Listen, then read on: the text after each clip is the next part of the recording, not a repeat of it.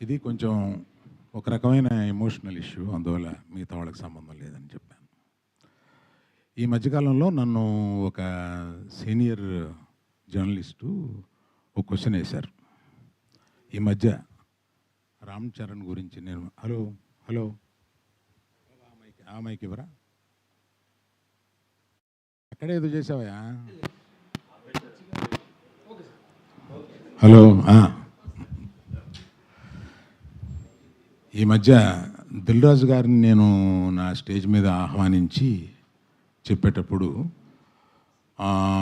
నేను రామ్ చరణ్ని తగ్గించాను అన్న ఒక అభియోగంతో నన్ను చాలా ట్రోల్ చేశారు, మీ అందరికీ తెలుసు. దాని మీద సీనియర్ విలేకరి గారు నన్ను ప్రశ్నిస్తే మిగతా అందరూ ఆ సందర్భం కరెక్ట్ కాదని నేను మళ్ళీ చెప్తానండి, ఇప్పుడు వద్దు, ఇప్పుడు నేను కామెంట్ చేయలేను అన్నాను.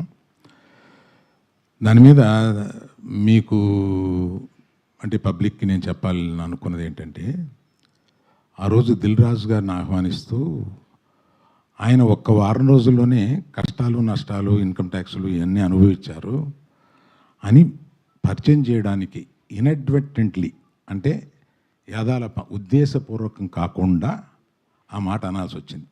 దానికి మెగా అభిమానులు చాలా ఫీల్ అయ్యి దాన్ని ట్రోల్ చేసి నన్ను ట్రోల్ చేసి చేశారు.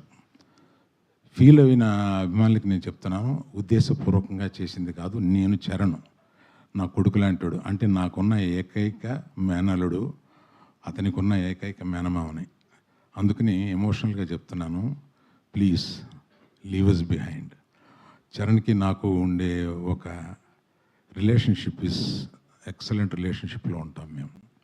అందుకని please let us leave it alone. అది కేవలం పొరపాటున నేను దిల్ రాజు లైఫ్ చెప్పడానికి అది వాడి ఉండకూడదని అనిపించిన తర్వాత నాకు. Thank you for your understanding అండి.